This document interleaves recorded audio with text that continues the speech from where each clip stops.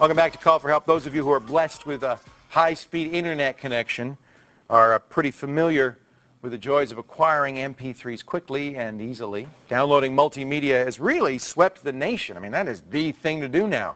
Not just music, but video, too. And as technology gets even better, you're going to see a lot more of that. You can be sure it's going to continue to be a big part of our everyday lives. Joining us to show us how to get audio and video onto your computer, TechTV's media maven, Martin. I got broadband, Sargent. Actually, you have. I don't have broadband. You don't have broadband. No, so I you got can't. 56K. 56K. So can you do any of the things that we're going to show you at home on a 56K? Sure, it just takes a long time. It just takes long. It's the same and thing. It depends on how you do it, too. And we'll get into that, the difference between downloading it and streaming it. That makes a big difference. Let's define our term. Oh, boy, now you got two more terms. Let's define some of these terms. First of all, multimedia. Multimedia, MP3s, video, music, the video. SM Plaza between video and music, flash movies. It's basically anything not that's text. around on your screen. Not Exactly. text. Okay. And it's the fun stuff. Yeah. All right. So if we want to play multimedia on our computers, what's the minimum?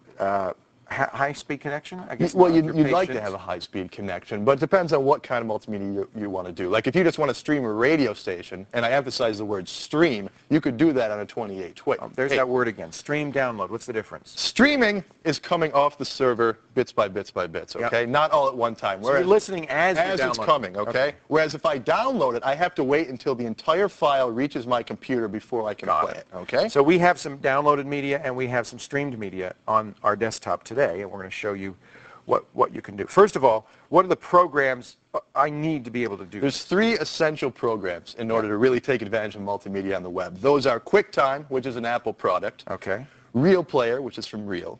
Okay. And finally, Windows Media Player. What do these do? What do they do? These are players. These allow you to actually view the content. Really what they're doing is putting it all back together again because it's been encoded and then you have to decode it. So I've downloaded it. Like, for instance, this is, by the way, this is a download from The Matrix. This is a scene from The Matrix. Downloaded. I'm playing it back in the Windows Media Player. Actually, as long as we're playing it back, let's make it full screen. Make it full screen. Now, this is that looks good. Now, wait a minute. Now, you can't. Am I looking at, now, is this streaming or downloaded? That's download. So I'm not, this is I got the whole file on the hard drive. Exactly, and now you're playing it through Windows Media Player. Now this is something special. This is called DivX. Now it's not the DivX that we remember, that failed Circuit City thing, the alternative to DVD. Okay. This is a really intense way of compressing movie files down really, really, really small. Much smaller than they could do it even a few months ago. 10% of the size or so than what they could do a few months ago. This looks like a DVD. I mean, this looks like I'm playing it back off a DVD. And this is probably ripped from a DVD. And what I mean by that is what people have done is got something called DCSS, which is a way that you can get away.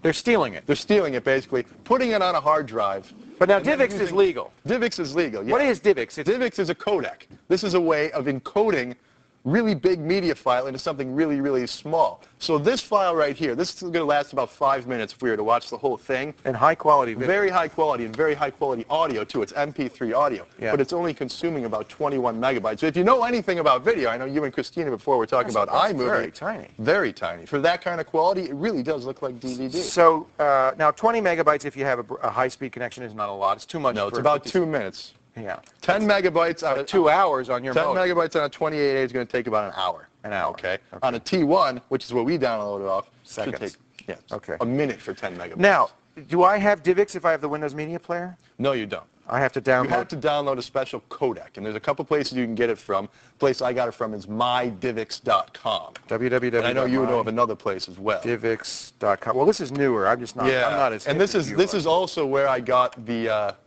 Matrix clip. They've got that fight scene with Morpheus. So they have a library of stuff in there. Well, there's 4 different things, and they rotate them on a bi-weekly basis. All right, so I needed to play this back, Windows Media Player, that comes with Windows. Right, because Windows Media Player supports MPEG 4.2. And I needed to download from my DivX.com some piece of software that upgrades the media player to play back those. And by the way, this is available on Mac and on Linux, so you're not. And on BOS now. And BOS. On Mac, you have to use a Windows Media Player. On Linux and BOS, obviously something else, since it's not available for them.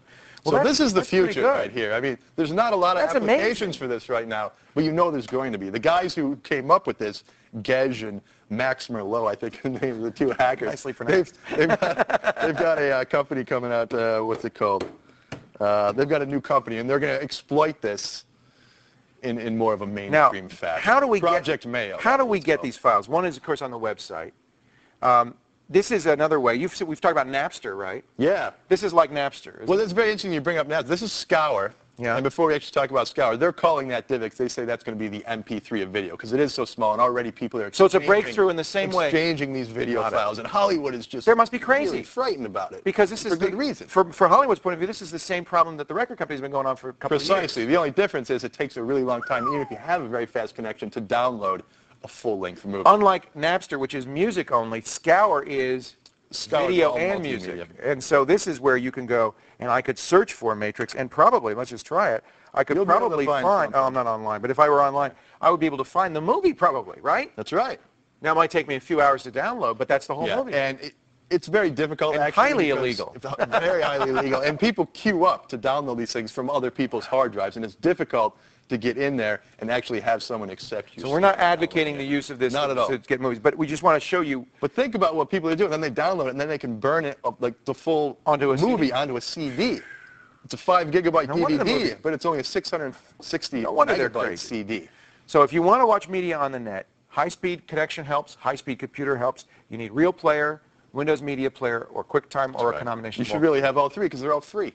Why not have all three? All right. And Scour if you want to be able to find. If you want to find pretty much anything. Martin, in the world of multimedia. I know this was a lot, and it kind of rushes by, but it's all on the website, techtv.com/call for help. Martin's multimedia wisdom encapsulated in gem-like form. Go play with DivX. It's really cool. DivX is amazing. You just blew my mind with it.